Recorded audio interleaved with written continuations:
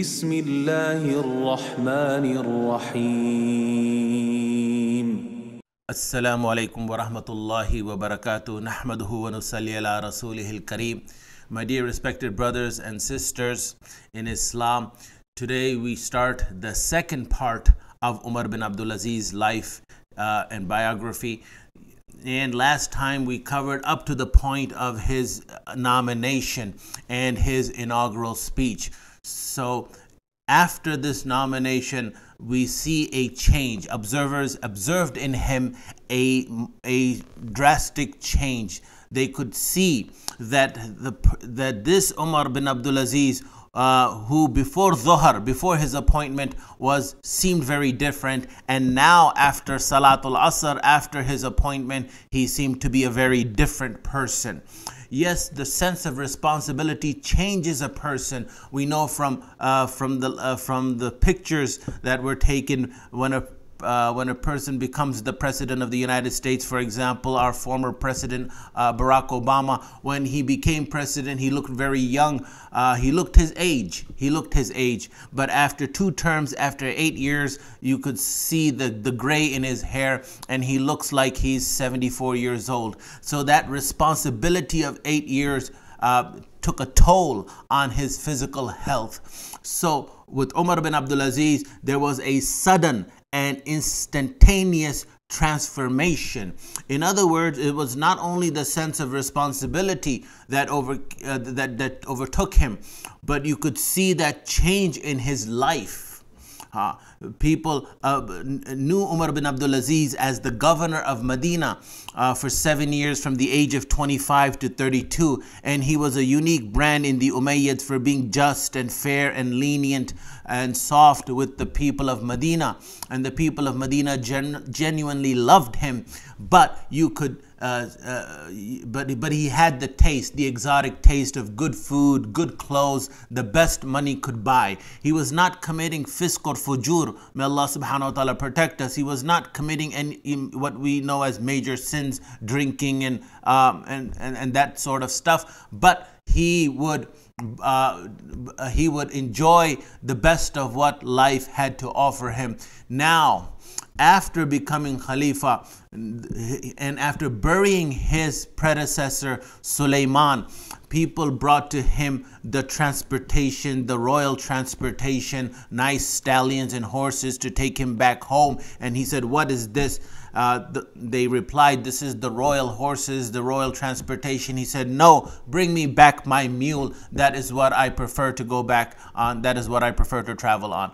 And when he came home, he said to his wife, "This jewelry that you have on you, that has been gifted to you by your father and by your grandfather, this is not yours in reality. This belongs to the Baytul Mal. This belongs to the national treasury. It needs to go back. You have 2 choices.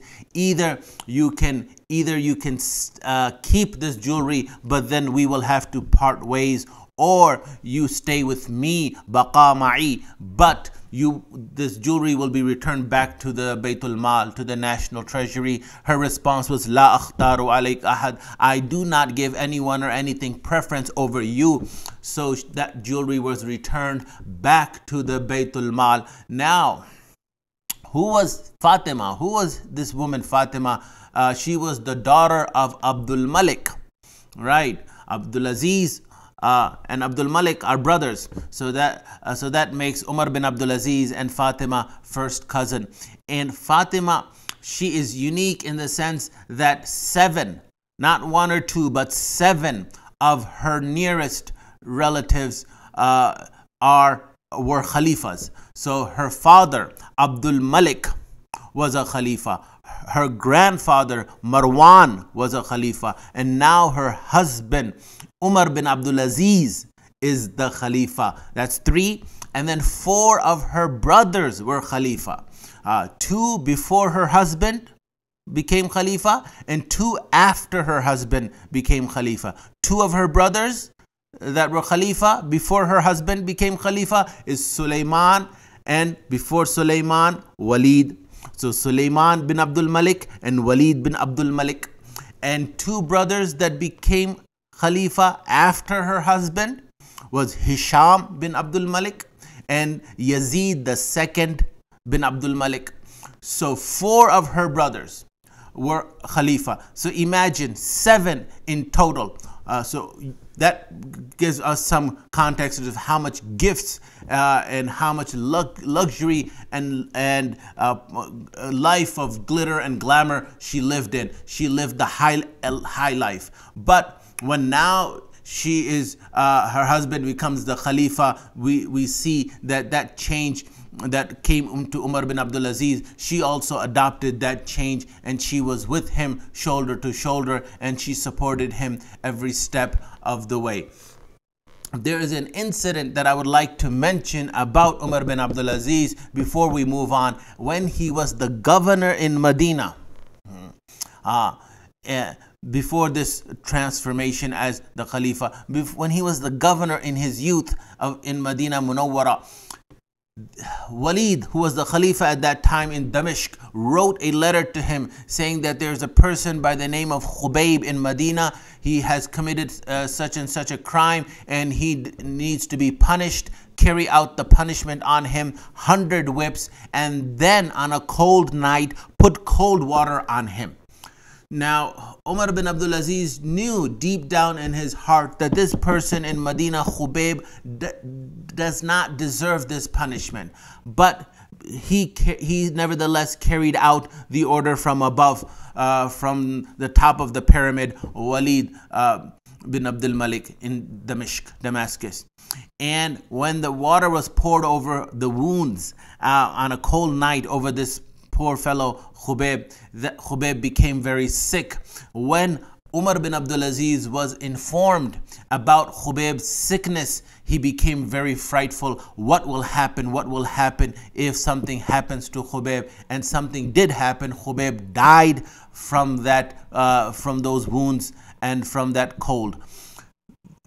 When Umar bin Abdul Aziz was informed that Khubayb has eventually actually died, then Umar bin Abdul Aziz was overcome with grief and sadness. And then for the rest of his life, till his dying day, when anyone would praise Umar bin Abdul Aziz and say, MashaAllah, MashaAllah, you have done so much for the Ummah, you have done this, you have brought this change, you have built so many masajid, he would say, what about Khubayb? What about Khubayb? What will I answer to Allah on the day of judgment regarding Khubayb? So this is a point to note, that even though we hold these people in high esteem, they were not sinless. They did commit mistakes. They were not prophets. That is an important point to understand. May Allah subhanahu wa ta'ala forgive all of us. Now, moving on. This started with his wife, of course, the return of the jewelry. That was his closest family member, his wife, his spouse, his lifelong companion. But then it extended to other family members. He called all his family members and he asked that scissors be brought, and the deeds of the property that they owned, they were brought. And then one by one, he cut up the deeds, the land deeds, the lands that they had usurped, the properties that they had taken unjustly. They had started forming their own fiefdoms. These were ancestral fiefdoms that they had started forming, large, thousands and thousands of acres. Some of them were used for royal hunting grounds, royal pastoral grounds in which their animals would graze. Umar bin Abdul Aziz rahmatullah alayhi took each and every single land deed owned by his extended family members, by the royal family, and you can imagine how many hundreds of members were in this Umayyad dynasty. And he took each and every single land deed and he cut it, and he said, this land belongs to the rightful owners, this land belongs to the Baytul Mal, and he gave it back to the Baytul Mal. So if someone was to ask what were the 2 major accomplishments of Umar bin Abdul Aziz, then we will summarize those 2 major accomplishments, but this is one of them. Now moving on, his zuhud, his aesthetic lifestyle after becoming Khalifa is mind-boggling. It is such he has set the bar so high that it would put the monks, there are no monks in Islam, there are no monasteries, but it would put the zuhad, those who claim to lead an aesthetic lifestyle, it would put them to shame. He led a very simple lifestyle. Once his wife said, we don't have clothes, new clothes for Eid. So Umar bin Abdul Aziz rahmatullah alayhi replied, my salary is very limited, is very small. I cannot afford clothes. We can barely afford food. So she sat there for a while. She thought for a minute. Then she said, why don't you ask the treasurer for an advance salary for 1 month? So he went to his treasurer Muzahim, and Muzahim was a good friend of his, and he trusted him. They both trusted each other. And he asked Muzahim, can I receive 1 month's advance salary? And Muzahim said, I can give it to you, but can you guarantee me that you will live for one more month? Umar bin Abdul Aziz said, I cannot give that guarantee. Then Muzahim said, I cannot give you 1 month's advance salary. On one occasion, his daughters came to him. He had 3 daughters. They came to him covering their mouth. So he said, why are you covering your mouth? Why are you covering, like nowadays we are all wearing face masks. Why are you covering your mouth? They replied, we have eaten onions because we did not have anything else to eat in the house, only bread and onions. So that onions has created a foul smell in our mouth, and we know for a fact that you do not like foul smells. So this was, these are some of the changes that he brought about. Some of the family members of the Umayyad family, they came to the matriarch of the family, Banin, and she was the sister of Abdul Malik, and they came to her complaining about Umar bin Abdul Aziz and all the changes that he's bringing about. So she came to Umar bin Abdul Aziz complaining that take it easy, change cannot happen overnight, this and that, blah, blah, blah. And Umar bin Abdul Aziz rahmatullah alayhi listened attentively, and then he said to this matriarch of the family, Banin, that listen, I am going to do exactly what Allah and His Messenger sallallahu alaihi wasallam would like for me to do. And whatever sacrifice I have to give, I am willing to give that sacrifice. So Umar bin Abdul Aziz, he was a very different type of person. Before him and even after him, rulers thought it was their responsibility to only collect taxes and to spend that money either on public projects or on themselves. But we see Umar bin Abdul Aziz, he was not only concerned about collecting taxes. As a matter of fact, you can say that was the least of his concerns. He was concerned about reforming the masses in general. So he would write letters to the governors. When we say governors, it brings to mind one of the first steps that he took is he removed all those governors that had a bad reputation for being tyrants, for being oppressive, and he appointed just governors for all his provinces. And he would write letters to his governors instructing them to bring alive one sunnah, or to eradicate one bid'ah innovation in religion, or or give instructions on teaching people this. Many of his letters would contain hadiths that this Nabi sallallahu alaihi wasallam has instructed us to do this. Nabi sallallahu alaihi wasallam has instructed us to govern in this fashion. It would be filled with admonishment and Quran and hadith, verses of the Quran and the hadiths of Rasulullah sallallahu alaihi wasallam.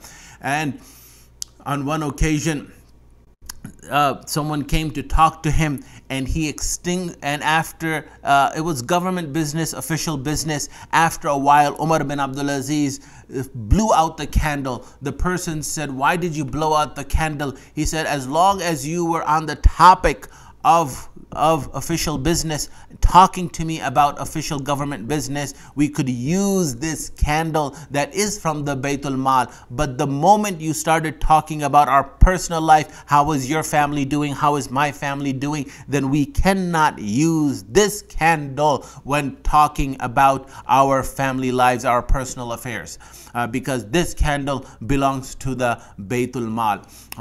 There was a sense of a general sense of religiosity and people talking about hadith, because there is something called a trickle-down effect. If the elite, the movers and the shakers, the ones on top, if they have a certain fad, if they have a certain inclination, that becomes a fad and fashion amongst the general people. So it was noted that before Umar bin Abdul Aziz, when Sulaiman was the Khalifa, he had his interest was banquets and parties and food, good food, sumptuous food. So that is generally what people were interested in all across the board. And before Sulaiman, his brother Walid bin Abdul Malik was interested in architecture. So buildings, fancy buildings, nice architecture. So you would see that trend and that inclination, that fashion, that fad amongst the people. Umar bin Abdul Aziz, he brought all the dwellings, all the palaces, whatever residence people, governors had, including himself, to a very simple standard. What was happening is these palaces were more and more were beginning to be modeled after the Byzantine Empire, after the Persian Empire. They were being modeled after that. And Umar bin Abdul Aziz rahmatullah alayh brought everything back to a simple standard. And what he actually called a book that was in Madina Munawwara, compiled by Salim, and a biography of Umar radiallahu an. And he said that bring that biography of Umar radiallahu an that has been written by Salim, bring it to me. And he would read from this biography of Umar radiallahu an, because after all, he was the descendant of Umar radiallahu an. Here you see a marriage between the family of Umar radiallahu an and the family of Usman radiallahu an. And that is why, coming back to the story I mentioned earlier, Baneen, the matriarch of the family, when she, after that conversation with Umar bin Abdul Aziz, when she realized that he's not going to budge from his position, she comes back and tells the rest of the family members, this is what you get for marrying into the family of Umar radiallahu an. Yes, so that DNA, that bloodline had that effect. And as I mentioned in the first part, the tree does not fall far, the fruit does not fall far from the tree. Now, there is, in conclusion, we would like to conclude, but I would not like to leave you with this impression that the Umayyad dynasty overall was corrupt or decadent. That is not the case. Ibn Kathir, in his history Al-Bidayah wa Nihaya, writes that overall the Umayyad dynasty, even though the individual rulers had their faults, Islam flourished. Islam flourished and the Islamic institutions flourished, and jihad was carried out on the frontiers, and new lands were being incorporated into the Islamic empire, and people were accepting Islam, and good works were being done. Masajid, mosques were being built, and a lot of good works were being done. So it's not that the Umayyad dynasty is a black stamp on the history of this ummah, or that it is a dark chapter in the history of Islam. That is not the case, because even though these individual rulers had their own faults, but as I said, the institutions were strong, and the general tendency of the people was towards religion, was towards taqwa and a'malus salihah. Umar bin Abdul Aziz, what he did is he made that the focus, and people realize that yes, this is what Islam is about, and everything else is a distraction. Umar bin Abdul Aziz rahmatullah alayh was the first to start a systematic way of compiling the hadiths in written form. Hadiths where people had memorized hundreds of hadiths, thousands of hadiths, but they were not being written. They were written down from the time of Rasulullah sallallahu alaihi wasallam. We have some incidents of Sahaba also writing down the hadiths of Rasulullah sallallahu alaihi wasallam. But during the time of Umar bin Abdul Aziz, it was carried out from an official level, from a government level, that hadiths were compiled in book form, and they were beginning to be written down so as not to be forgotten. And now, moving on, Umar bin Abdul Aziz rahmatullah alayh, he told Raja ibn Haywa that Raja ibn Haywa, if you remember the critical and important role he played in the nomination of Umar bin Abdul Aziz, he told Raja ibn Haywa that I have attended the funeral of 3 Khalifas before me: Sulaiman, who ruled for 2.5 years, and then his brother Walid, who ruled for 10 years, and before that their father, the father of Sulaiman and Walid, Abdul Malik, who ruled for 21 years. And before that was Abdul Malik's father Marwan, who ruled for 9 months.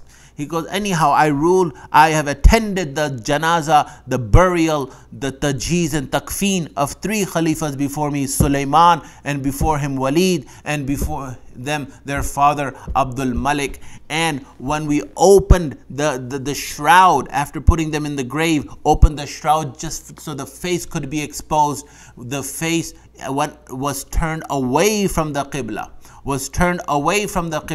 Instead of towards the, even though we had turned the face towards the Qibla, and their faces were blackened. When you bury me, I want you to see my condition. I am afraid how I'm going to answer to Allah on the day of judgment. Umar bin Abdul Aziz rahmatullah alayh was one of those unique leaders, even though he ruled for 2.5 years. 2.5 years. Because he started ruling at the age of 37, and then he died at the age of 40, only after 2.5 years, 2 years and 5 months to be exact. And what happened? Most probably he was poisoned by his own family members. Yes, they could not bear this very simple lifestyle that Umar bin Abdul Aziz had imposed upon them. And what happened? Some historians write that some of the family members, extended family members, had hired a slave and to poison Umar bin Abdul Aziz. Umar bin Abdul Aziz was no dummy. He figured this out, and of course the poison would take days or weeks to have its effect. He called this slave and said, and this slave admitted to his fault, to his crime. And then Umar bin Abdul Aziz rahmatullah alayh asked him, how much have they paid you to poison my food? And the slave replied, 1,000 dirhams. Umar bin Abdul Aziz took those 1,000 dirhams and returned it back to the Baytul Mal. And then Umar bin Abdul Aziz said, what else? He said, they have also promised to free me. Umar bin Abdul Aziz rahmatullah alayhi said, I free you, you are emancipated, go. And one of the last words of Umar bin Abdul Aziz was that I am also not eager to live amongst you. In other words, his family members. And of course, this is such a personality that we can go on and on and on. But in conclusion, we could say that there are 2 accomplishments. His zuhud is at a personal level. His aesthetic lifestyle is at a personal level. But what were his major accomplishments? His 2 major accomplishments. Number 1, that selection process that was more based on a bloodline. Umar bin Abdul Aziz, he put that to rest, at least for himself, because he came out after being nominated, after being chosen as a Khalifa by the royal elite. He came out and asked the general public that I take off this responsibility of being your Khalifa, but the people the masses, they said, no, we want you, we want you. So that was ruling by the consensus of the people, the consensus of the masses. The second thing he did was this personal property that people, the royal family had started to accumulate and had started to form their own, what we would call Jagirdarana Nizam, their own fiefdoms. Umar bin Abdul Aziz eradicated that, and he brought the scissors and cut all the land deeds and said this all goes back to the Baytul Mal. So these were his two major accomplishments by which he was able to, you can say, flatten the curve of decadence that had come in the Islamic governance. Or you can say he was able to bring down the trajectory. The trajectory was headed in a very different direction than what was intended by Rasulullah sallallahu alaihi wasallam and his teachings. Umar bin Abdul Aziz was able to curve that trajectory, and people could always, till the end of time, remember the life of Umar bin Abdul Aziz rahmatullah alayhi and his way of governance, and say that is how an Islamic government looks like. So an Islamic government is not only limited to Abu Bakr, Umar, Uthman and Ali radiyallahu anhum, Allah be pleased with them. There can always be a time when our rulers rule according to the teachings of Quran and Sunnah. May Allah subhanahu wa ta'ala enable us to benefit from what has been said and heard, and hope to see you soon in another episode of the Giants of Islam. Assalamu alaikum wa rahmatullahi wa barakatuh. يا من أجبت دعاء نوح فانتصر وحملته في فلكك المشحون، يا من أحال النار حول خليل